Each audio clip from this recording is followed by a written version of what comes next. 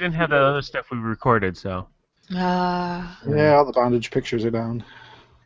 Yeah. All right. Okay. I watched the rest of the Crash Course stuff. Ooh. Ah, yes, good one. I have not watched that yet, Mike. It's not bad. It gets a little weak towards the end just because of the extra that comes in, but other than that, it was pretty good. I did like the fact that their short this week was on polishing a turd. Yeah.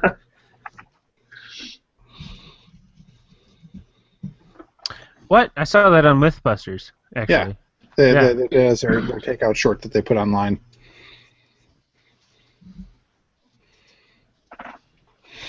That does not help my industry. What, proving that theoretically technically you can polish a poop? Yes. Yes. There you go. That does not help software development at all. I have an entire bracelet made of copperlite. There you go. It's shiny. It's polished. I was humored that's of course the Japanese would have an entire art form dedicated to creating polished spheres of dirt. What other culture would dedicate themselves to that? The same one that brings you tentacles. Yep. Makes sense to me. Polished dirt and tentacle porn. Well, if you have tentacles, it optimizes the ability to, What else do you do in your spare time? Yeah. Go to twiddle. Tentacle twiddle. That can get naughty really quick. So is the show a title for the week, Tentacle Twiddle, or that'll get naughty in a little bit? It's up to you guys. I'm Mr. Laidback.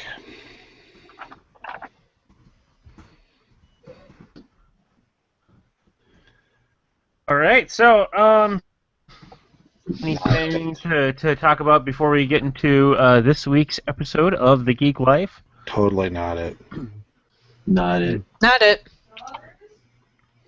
Oh, who's that? Are they going to do it?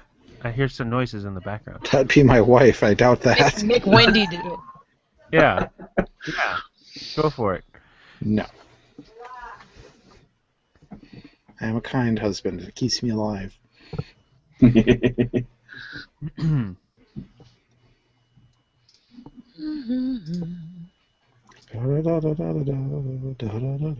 I'm just waiting. In 5, 4, 3. 3, 2. Hello, world, and welcome to another episode of The Geek Life here at thegeeklife.tv. This is episode 239 for the week of November 10th, 2014, recorded on November 11th. And this week, well, of course, I'm Vess. I'm joining you along with, we got Mike. Hello. And Paul. Hello. And Melissa. Hi. And you, all of our faithful listeners here at thegeeklife.tv.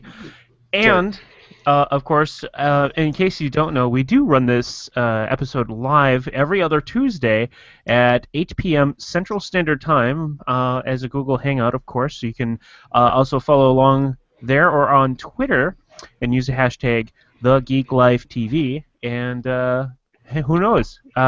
If you write something cool with that hashtag, we might mention it right here on the show.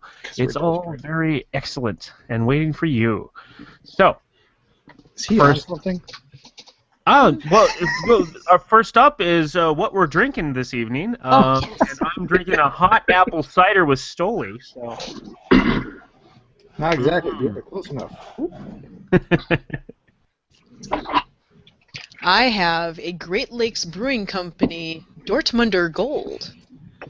Woot. It is light and fluffy. Brought to you by the good folks at Duval's, the Omegang, Cooperstown, New York Brewery. And I'm drinking the Three Philosophers, which is a quite little ale. I've got one that I haven't tried yet. Pink? It's pink. Okay, Melissa. Oh, I've had that before. No, you haven't. You may not have. Now, I remember you did the one Voodoo Donut from Rogue Brewing Voodoo Donut. You brought that to the Drinking with Geeks a couple of years ago at Convergence. Mm-hmm. It was the maple bacon one. Yes. And I remember Lori, I believe it was, said it tasted like a campfire. Yeah. That was probably the kindest thing that was said about that beer. Yes, it was. And this is, though, it seems that they kind of rotate or do different ones under the label. Oh. This one is a pretzel, raspberry, and chocolate ale. Good gravy. Good Great googly moo. No, it's raspberry, pretzel, and chocolate. Jinx, 1, 2, 3, It's not 4, 5. gravy flavored. By the way, is there a gravy flavored beer? I wonder if that would work. Yes, there was Jones or whoever did it. Oh no, that was Soda Pop. Oh, that's a soda, not a beer. Sorry, yeah, that was their soda line that they did. And So, I'm being a where did you get this? heathen. I believe it was a Total Wine. Okay, I'm you're a heathen. We knew that. being a beer heathen and putting it in a Grain Belt Premium glass. Oh, that's not being heathen. That's just what glass That's would just you? being local. It's not Grain Belt Premium. I'm drinking something out of a biking event. Dairyland Dare biking event pint glass. So that's saying so much. Yeah, I mean, it's like, were you going to drink it from the bottle like a barbarian? I mean, come on. If you're going to get really picky, is it supposed to be in a pint glass, or should it be in a fluted glass, or should it be in a tulip glass? I don't know. This is actually a very dark beer. I'm getting, As in sinful, or I'm not. I am getting some chocolate. I'm not getting a lot of the raspberry. I'm getting a little bit of coffee tones, and I think that's from the roasted grain. okay. But yeah, it's not bad, and it's a lot better than the Mother's Guns Drunk Driving beer. Okay. It's a ton better. I don't think there's much that could be worse than that beer was. But no, this is pretty good. I need to find you some big flats. Yeah. The Walgreens beer. And, Oh, three there you phosphorus- go. The private label Walgreens beer. Hey, it could be palatable? Question mark. It isn't. Okay. No, no. Big Flats is what you drink to cleanse your palate. But if you ever go to Trader Joe's, their Belgian style beer is pretty good. They have their own label Belgian beer Yeah, style beer. Trader Joe's is not Walgreens. Well, I'm just saying. I'm trying to raise the flavor here. If you haven't had Three Philosophers before, it's a combination of a quadruple ale and a Leafman's Creek, so it gives they cut the sweetness with a bit of a sour ale in there. So how's the Stoli? How is the Stoli Insider? It's pretty good. I'm almost through it, so I've got another. And another. Are your lips numb already? I think I need to add more. Cider or Stoli? Yeah. Yeah. Yes. Yes. Yes. Have some. Yeah, I was going to do that, but you beat me to it, and that's why I love you. Mwah. Mwah. So should we do videos? You should do videos. Yeah, I think I was saying the royal we. Ah, okay. Okay. We So should. let us do videos. First of all, new we've got How to Train Your Dragon 2 coming out this week. I hear it's okay. And Maleficent, if it hasn't already come out, I've seen Maleficent all over the place. So hey, Maleficent. It is. It is. It's here. Yeah, I have That's a right. copy of it. Yeah. So catalog titles, we have UHF on Blu-ray. I have to get that. Makes me very happy. Also, Sands of Iwo Jima with John Wayne on Blu-ray. Also, Blu-ray releases of Demons and Demons 2, the Lombardo Bava 1980s movies that were produced by Dario Argento, which are terrible and cheesy, yet somewhat stylish. As you know, you can see that Lombardo Bava is striving to be to attain results that his father did in filmmaking and not quite achieving. But Demons has a soft spot in my heart just because it is the movie that gave me the phrase Deus Ex Helicopter. So Here we go. Also, a little remembered movie that I really like, and I'm very glad to see it arise again, is a movie called The Ninth Configuration with Stacy Keach. This wonderful kind of suspense, grueling drama thing that came out, I believe, right around the late 70s. But hey, it's really good. It's now on Blu-ray, and you should check it out. But best of all, out of this group, Gamera movies on Blu-ray. A big stinking box set. 11 Gamera films in one chunk. And it's on Amazon for like $25 right now, and I'm so buying it. And the best thing is, I went to look at the Amazon page, and it said it's #1 new release in exercise and fitness. Oh dear. I gotta see that. I know, everybody put it on your Amazon list. Also, there's a whole slew of steelbooks coming out. So DVDs have been out before, but they're being packaged in these nice little steel things, and I'm sure that's because Christmas is coming up. But there's a whole bunch of them. There's like American Werewolf in London and The Big Lebowski and Shaun of the Dead and Scarface, and so those are kind of fun. Criterion is coming out with a Monty Hellman 2 set. It's 2 movies, The Shooting and Ride the Whirlwind. So those are available for the film nerds. And Warner Archives is bringing out Picture of Dorian Gray with George Sanders. Hooray! Also, probably because of the upcoming holiday, there are a whole ton of TV shows coming out on Blu-ray and DVD, just in big complete series box sets. There's a ton of them. There's like 30 of them that I saw the last couple weeks. But the most notable ones I spied, we've got Thundercats on Blu-ray, the whole thing. The Avengers, as in John Steed, Emma Peel, various seasons coming out on Blu-ray. On Blu-ray. They're shiny. They're beautiful. I want to see them. Hold up. Original Thundercats? Or the one that started up again? It sure looked like original Thundercats to me. Okay, all right. But we might want to confirm, because I had erased that one from my brain. But also, we have the entire series of Poirot on DVD, and the entire series of Quantum Leap. Hey! So if you want to get down with your Sam Beckett, this is the time in history to exist. Oh boy. So, title of the week. We had a very strong candidate for the throne this week with Secret Weapons of the Modern Drummer, which happens to be an instructional video. I can get behind that. But the best one was Let's Ruin It with Babies. What?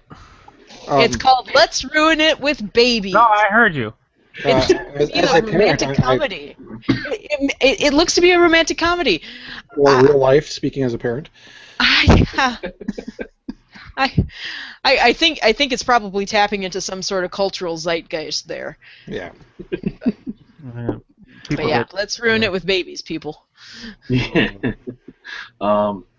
Fess. Oh, yes. It is the new series.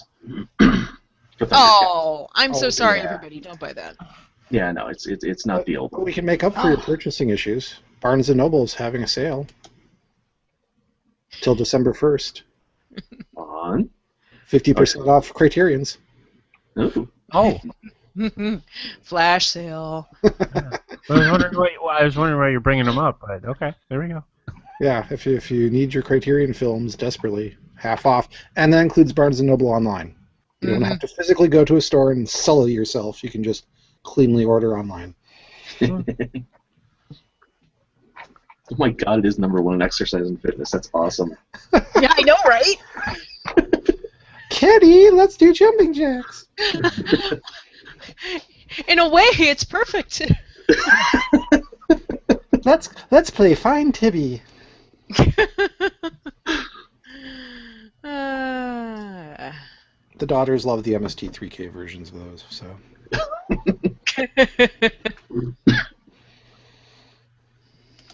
Our show's title of the week to #1 in exercise and fitness.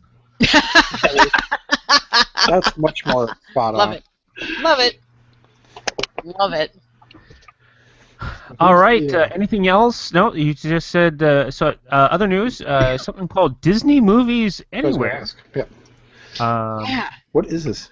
It is you buy once, as in you buy this Disney movie once, and it works across your Android or Apple platforms. You only pay for the Disney movie once, Cool. not more than Can I get once. Song of the South? Oh, okay. Oh yeah, where's Song in the South on this? Now, is this actual Disney or is that this like some sort of pirate thing? Because I don't see the mouse actually doing that. No. Oh, you want them on this? Well, you have to buy this version. Oh, and you have to buy this version. Oh, I can see the mouse doing it because eventually when it gets to the point of we can implant it into your brain, we will. Oh no, you Yeah. bought it. You get it now. Yeah, you need a Disney Movies Anywhere account, and therefore that way it works across both platforms. And I don't know. So there you go.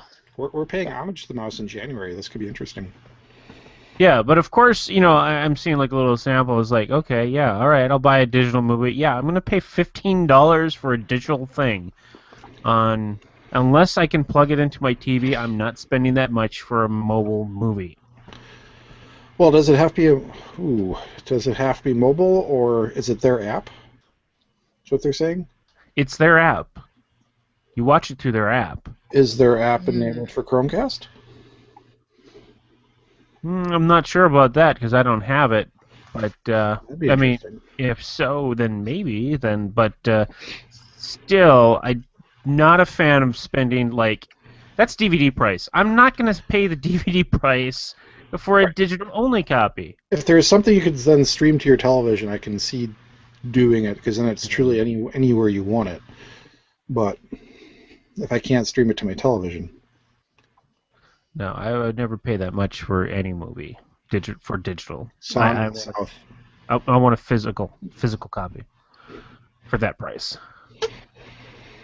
So that's all I had extra for movies and television. Going to comics, Calvin and Hobbes creator designs a poster for, I can't pronounce that, International Comics Festival. And I get this from comicbook.com. He will not participate in it, but you can go follow the link to see his contribution, which is a non-dialogue, I think like 20 micropanels or whatever, small panels, and three rows or something like that, telling a little story. Absolutely, what Bill Watterson does at great strength. And it's pretty interesting to see at least some new work from him every once in a while, even if it's as a crossover with a paper comic or a poster for this comics festival. But maybe he'll slowly start coming out of the woodwork and producing stuff for mass consumption again. I don't know. Baby steps. Yep, he likes doing his paintings. So. Yeah. All right, so we also have Star Wars returns to comics, and Jackson is canon. Huh.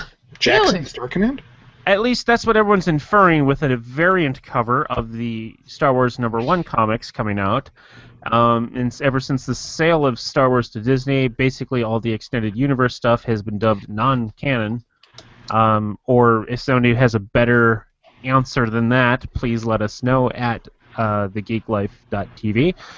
This comic series takes place after the events of A New Hope, and we'll continue from there. Woot. Comic of the Week! Yeah. This one is Joan Conrad, Welfare Officer to the Weird and Wonderful. This is at joanconrad.webcomic.ws/comics. Please buy a real domain name. But this one, it's a fairly young comic, and it's interesting. One of the storylines has her being the welfare officer for basically a dragon that lives in modern times, because that's what a dragon can do. They can't get a real job or anything. So they have to go to the Affordable Exchange Act and wait. Well, it's interesting. So I'm mostly picking it because of the premise, and it's in my bookmarks to follow up on and see where it goes. So I'm going to pick it as Comic of the Week. Cool. Cool. Sounds fun. Paul, why don't you go ahead and take it off from tech here, since I've been talking a lot. The Russian monument was mine? What? No, the one below it. Oh, okay. I see what you mean. Some of you might have heard of this. Google, last couple weeks ago, introduced a new email application called Inbox. How original. This is not replacing email. This is basically like essentially a new front end to the existing Google email. So you can still use your old Google client if you want. They've rolled it out for mobile. They've rolled out a web version. It uses the new material design. That's from the latest version of Android, whose name I'm blanking on. But material design is their whole new UI language that they're doing with the new Android rollout. So if you get the Android or iOS version, it'll look like that sort of UI look. It's interesting. It's very, very different than the normal Gmail app. It is very much designed towards inbox zero, which is the concept of trying to get your inbox down to 5 or less, or down to 0 items in it, and try and get things filed away as quickly as possible. It is currently invite only, and I luckily got an invite about a week ago, and I've been using it on and off, and I don't know, I kind of like it. It's one of those, especially if you're into like just wanting to get your email sorted right away, done or not done. It provides a lot of nice, neat little features to do that. Like if you have 20 emails, pin the ones you want to keep, hit a check mark, and the rest go to a done bucket you can look at later, because they're obviously not important, that sort of thing. It's a little clunky if you like sorting your email, because it's really designed to try to speed through and just get to the important things you need to focus on. But the mobile side of it, I'm using on iOS. It works pretty well. So, nice. Again, it's invite only. I don't know if I have invites to give out, so I'll check, and if somebody's interested, I'll gladly send you one. Because I think it's like the standard should have come with 3, but I haven't looked how to do that yet. So if you're moving back and forth, can you move back and forth from inbox to? It is a layer on top. So basically, you will get a new folder called Done. Okay. And all your other folders are there. You can sort stuff into other folders, and when you do, Inbox will ask you, should I always put this over here? Oh, interesting. And you say yes, and so like stuff I get from my contracting company I work through, I always want to go to a folder designated for them. Now everything automatically goes there. I'll still see it in the inbox. I can flip it off to Done, but is essentially now also filed there. So Inbox, for that context. So it's been kind of good. The downside is, since Apple improved on iOS, Apple improved the Mail app itself, so now you can swipe to delete stuff or whatever. Mm-hmm. That the inbox ability to swipe to Done doesn't. Basically it's kind of like 6 1 half the other. It's as convenient on either side to quickly search through and get rid of stuff. It's just Google's idea with email is, of course, you never really delete anything. They just want to put everything somewhere so it's searchable at the very least. So it still does that, and then again, you'd have to still go over a separate folder. So if you want to look see if like something got lost into spam accidentally, you would still have to navigate to that individually, because all the spam filtering is still happening in the back end just like normal. Mm-hmm. So essentially, it's just a new layer on top. You either use this app or you go back to the Gmail app. It's your choice. You can go back and forth if you really want. So. Oh, cool. Yeah.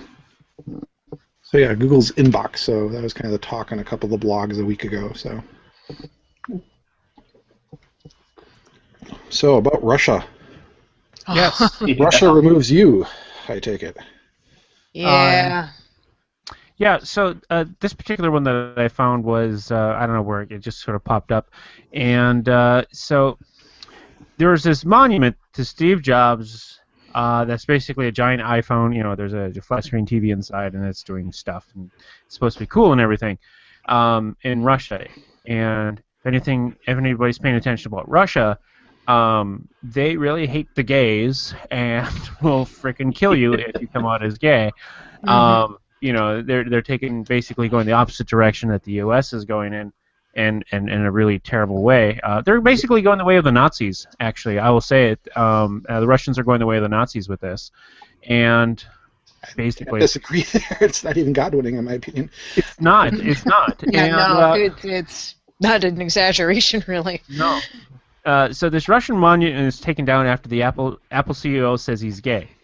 Clarify, not saying that Steve Jobs is gay, but that the current Apple CEO says that he himself is gay.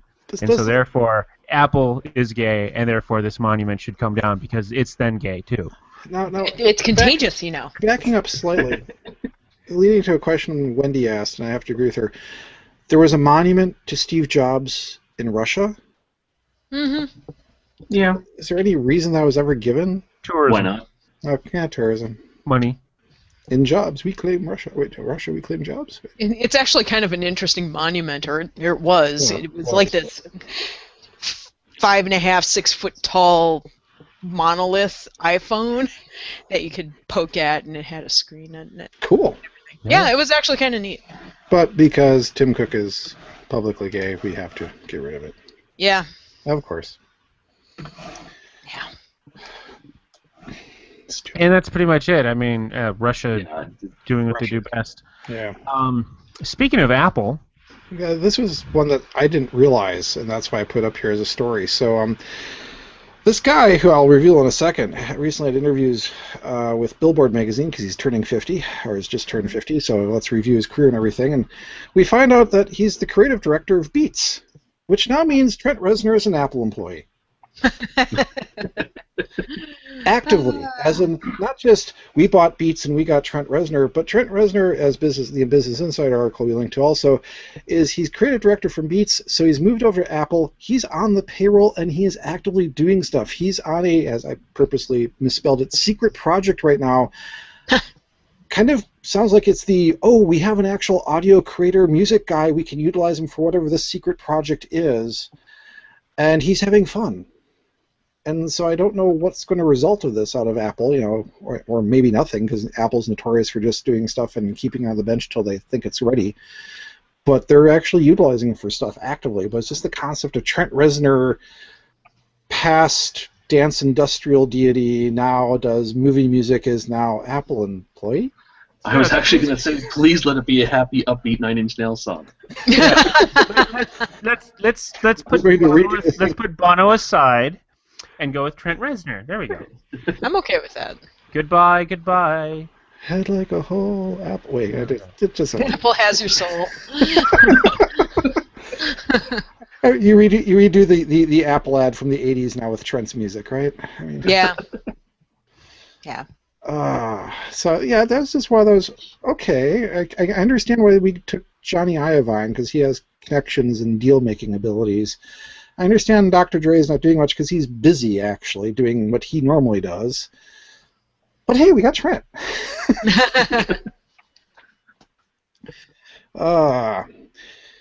In sadder news, Spain. If you are in Spain... Poor Spain. Yeah, well, this is all part of the dying last gasp of the publication industries in Europe, namely the news publication industries. Spanish government successfully passed a copyright law which imposes fees for online content aggregators such as Google News. In short, if you are Google News, Bing News, Yahoo News, and you have a link to a Spanish newspaper, you have to pay a tax to some aggregate organization that then will parcel this money out to the appropriate newspapers in Spain to keep them barely alive, since they're obviously dying horribly. Oh, they'll totally disseminate the money the proper way to the proper people. Mm-hmm. Yeah, yeah, it's just a weird new law. People are kind of like, what does this mean? And it's also, what does it mean to be a news aggregator? Because initially this is to go after Google, obviously, but then who else does it affect?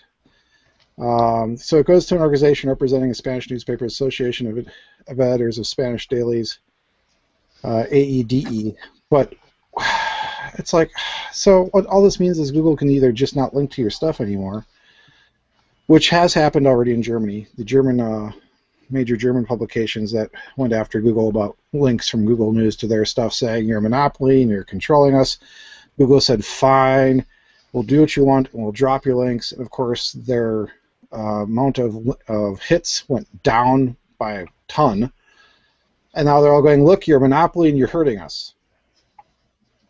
And that's Germany. So I'm expecting something similar in Spain because of this. Google will say, either Google will pay it, or they'll say, fine, we just won't link to you. And then they'll all tank online, and they'll go, look, you were evil to us. but this is what you wanted. So it's basically the last gasp of the industries in Spain and Germany and parts of Europe. The press industry is just trying to get Google over a barrel, and I just don't see how they're going to succeed, because it's, they're obviously not trying to change a model or try to figure out how to make money. Google, you are evil. Please do not link to us and send traffic to our sites that we can put ads on. Exactly. Can you do that, please? I mean, it's completely different if it's like reposting stuff, and then you can understand like maybe like a license because of blah blah blah, but definitely not something like this. I mean, it's like there's plenty of people out there that are basically like reposting news that they find and essentially recapping just the article and then linking to the original article, and that's why I, when I was doing the Webcomic Beacon newscast, it was like I was very adamant with everybody that was on there. It's like we try to, if we find something, click back to the most original link as possible. We talk about that and we say we found it via there, but it's like it was always about like the people that actually did the real work to begin with. That's who we should be linking to. Right, and that's what news.google.com does. It will link to those. I mean, it'll still serve up some ads and all that, but it still gets you to those people. Now, a little bit of a flip side, I mentioned this several podcasts ago because I've been paying attention to some European commentators who talk about this, who are a little bit more neutral about it, which is what they will point out is in Europe, Google owns over 90% of the search business. So there is a legitimate monopoly question here. I mean, as opposed to here in America where Apple has made the play that unless you always set Google as your default, if you get an Apple device nowadays and don't read the default, it actually is going to Bing. There's still Yahoo out there. There's still essentially a bit of an ability to go to a different search provider. Not a great option, but still there. But in Europe, it's Google. I mean, you won't see these other options as much. So there is a bit of a legitimate concern that, okay, we're dealing with a monopoly organization. On the other hand, what do you do? I mean, they are the game in town, and just figure out a different way to make money, maybe. But it's not. How is it possibly? I mean, as like if I'm on Google and I'm Googling things and I type in maps, I'm not going to throw a fit about it's going to show me Google Maps first because I'm on Google's website, as long as it's clear that it's not like the search result, but it's like this is our product. It shows first. Right. Search sites often have like the first 2 or 3 being and listed as related advertisements, and then below that is your search results. It's a matter of being transparent, but it's like, how is it a monopoly if it's like it's like you go online, you open a browser, you tell it to go to a place. You choose to be that. It's like whatever. And if you decide to install like Google Chrome, well, how'd you get to the internet to begin with? Well, you probably got either a Chromebook, or you got an Apple and you used Safari, or you got a PC and you had Internet Explorer. You kind of had to make that decision yourself. I'm sorry. Yeah. Right. Yeah, the monopoly side is I understand a little bit more, though I still don't. I'm not totally sympathetic. That's more if I type in I want news, Google will serve up its news option first, and it might say, oh, and then there's Deutsche whatever. You can go over here for aggregate news in Germany. It's like, okay, that's a little bit monopoly forcing me to your site so you can serve up your ads versus a competitor's news aggregator for their ads. Okay, fine, I can see that, but it's still a tough call, and how do you handle that, and do you really want to handle that through heavy government legislation? But the whole thing of hitting links, you're already at Google News. I mean, you're there, kids. It's not like you're at you went to a competing site. Now you're telling me, well, but our link should cost you money. No. I can link to the New York Times. Screw you. It's like, and with Google Translate, I can give it to you in bad Spanish. So how are they going to go after all the individuals in Europe, in Spain, on Twitter and Tumblr posting news articles in their... It has to be an official news aggregator, is how they're calling it. Yeah, exactly. What the hell is that? What's an official? How are you official? Bing, Yahoo, Google, but what else is a news aggregator service? Basically, you are a news aggregator service is the idea. So if I post 3 links in a row on Twitter, am I an aggregator? if I do it in one tweet versus 3 tweets, yeah, it's. Well, there are some Twitter accounts out there that could possibly be considered that, unless whatever. Exactly. Oh yeah, saved you a click. Mm-hmm. I think they blocked me. Aw. Saved you, click, blocked you? Maybe because I had the audacity to be upset that they cropped out the photo credit of one particular thing. And I was like, yeah, it's like, I understand what they're doing. That's fine, but it's like, don't crop out. It turned out that it was like an honest mistake sort of thing. It was a little overzealous with the cropping. I was just like, just don't crop out the credit. That's all I was trying to say. So maybe whatever. I don't know. But that was I did like that. By saved you a click.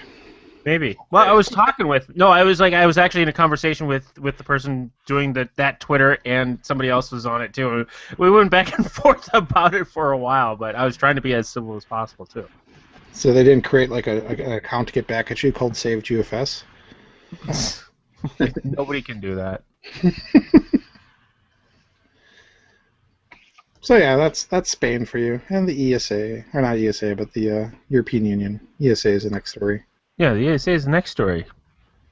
Might make Mike talk about that, even though I'm the one who posted it. Yeah, Mike, talk about that. You're smart. Yeah.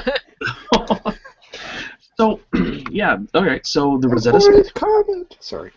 Yeah, the Rosetta spacecraft that has been going towards a comet and getting in orbit of a comet and getting some darn good pictures of a comet.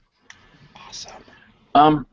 Is the probe is set to land soon, and actually land on a comet. 6 or 7 hours, I think. Okay. So, yeah, that'll be cool. So we will actually have a how you land the probe on the comet. Doesn't a comet not have lots of gravity, Mike? How would you make it stick? I don't know. I haven't listened to that. I mean, harpoons. Well, there you go. But yeah, you know. Sorry, I just think the harpoon idea is awesome. So. Oh yeah.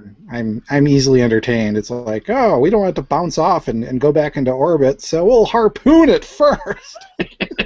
I want a version of Moby Dick set in space now. Oh, there are so many Ahab. Oh, wait. Okay, you want a version of Moby Dick in space. Yeah. Would that be a lampoon? Ooh. Silence from the audience. I'm going to go check Twitter now. Are those crickets? Crickets I hear? Peaks. Is it? Hey. Well, I was going to say, is this supposed to... I didn't check. You might know, Mike. Is this supposed to bring back any samples, or is it just going to be data collection? I don't know. Okay. I would love it to be samples, but I'm not sure. We'll have to double check then. Yeah. And by tomorrow, we'll know if they succeeded. Yeah. What was the quote about it? The whole landing procedure is going to be roughly 17 hours of terror.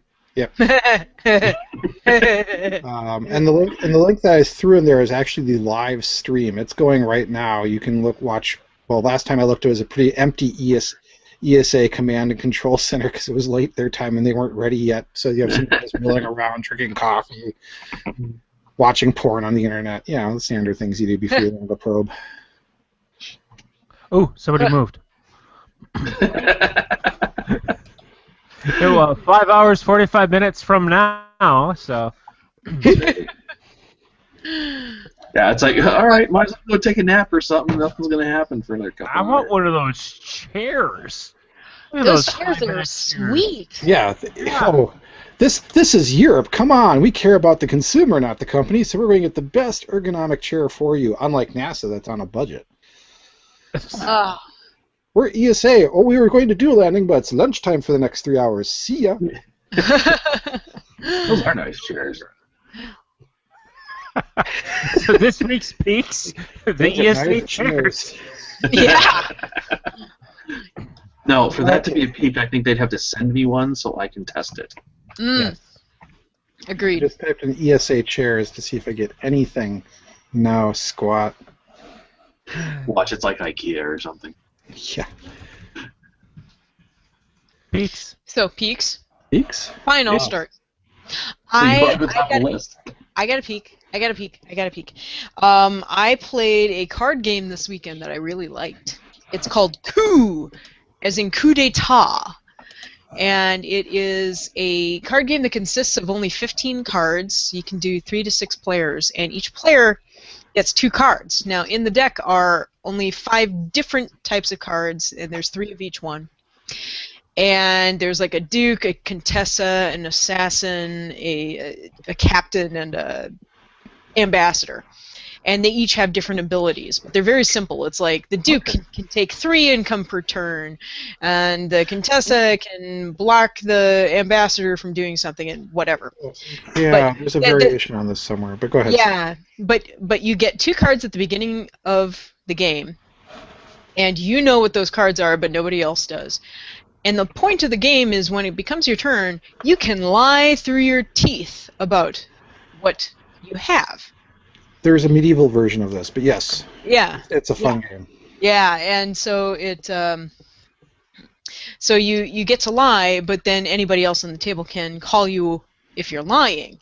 So it becomes this push and pull between, am I safe enough to bluff, or if you want to call somebody out on it, is it safe for you to call them out?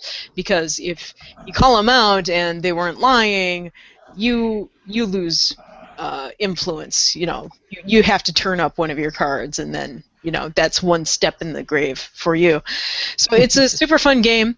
You can play it in about 10 minutes, and it goes fast. It's really delightful, and I like it. But the strategy gets super complex as you go along. Cool. I like it. Cool. The daughters like it. Mm-hmm. Who's next? Mike. Yeah. Next. So yeah. I've mentioned these guys before a couple of years ago when they were doing. I believe when they're in season 2. But Epic Rap Battles of History has started season 4. Woot. They've started this week with Ghostbusters versus the Mythbusters. So that was, which was kind of a fun episode. I honestly think it fell a little bit at the end. I don't know how that's history, because I don't believe the Ghostbusters actually existed. Yeah, well, they use that kind of loosely. But, you're never going to see, like, Hitler versus Vader either, so... don't take that away from us. No, those were good. Those were really good. So they have restarted. Yeah, Vader's from a long, long time ago. Yeah. I think that's one of the reasons they got in there. But the Wright brothers versus the Mario brothers. I mean, come on. They're fun. They're a lot of fun, and like I said, they've started back up again. So cool. Next, I guess. Dead air. Good. It's all on you. You're next. It's all on me, I know.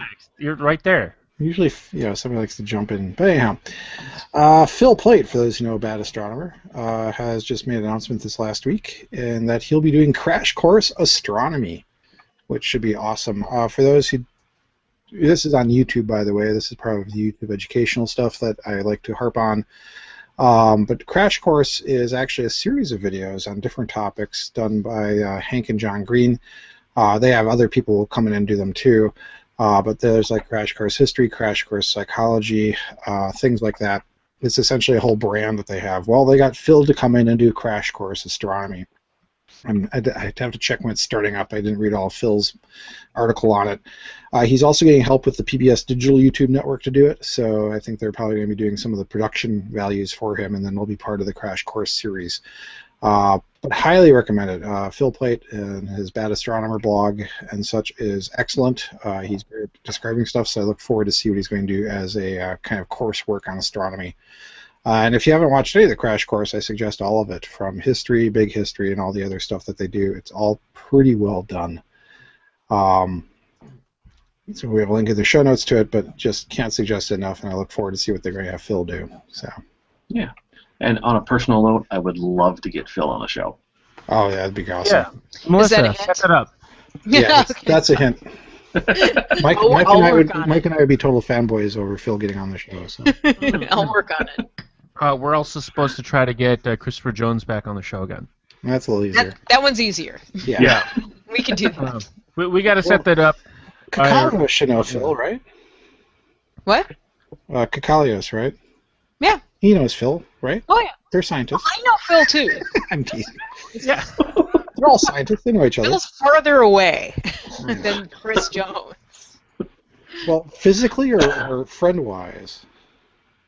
I mean, physically, that's what the internet's for, right? Yeah, but see, that's the thing, though. Phil could do Hangouts. He's done Hangouts before.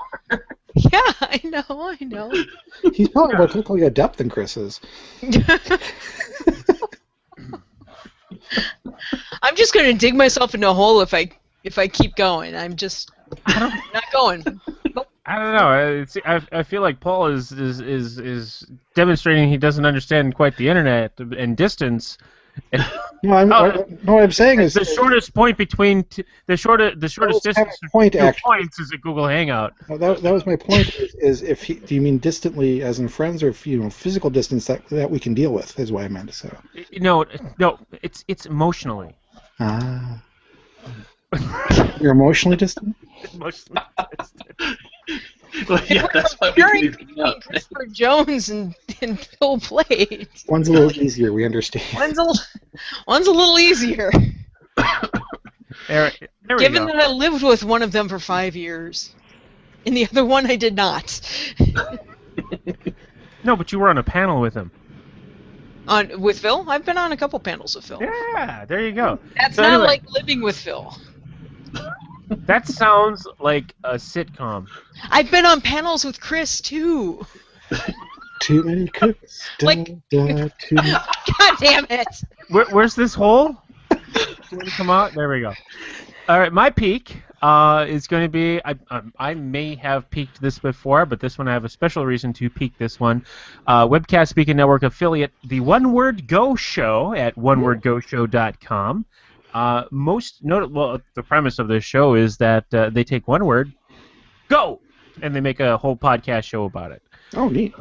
They have a big list of words that audience has submitted, and right now they're doing this thing where each one of the regulars on the show pick a word from the list and they put it on this wheel of words or whatever, and then they will basically randomly pick one of those 4 words for the next show, and so forth. So it's a concept I like a lot, and they tangent a lot, and they have a lot of fun. They got a lot of great chemistry on the show, and the production value has actually gotten really great. I think they came onto the show approximately between episode 15 and 20, and I just did like episode 72, I think, with them. I finally got a guest on the show to do a comic.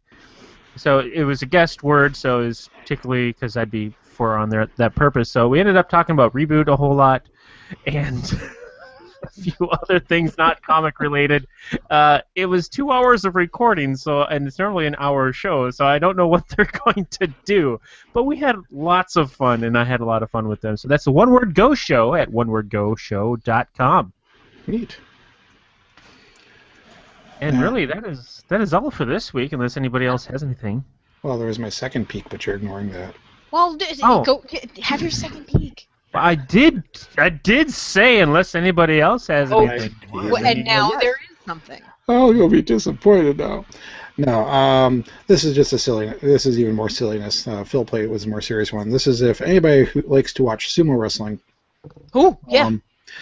The fall basho, the Kyushu basho, has started as of a couple days ago. This is the last one of the year. Basically, they do one every 2 months or so.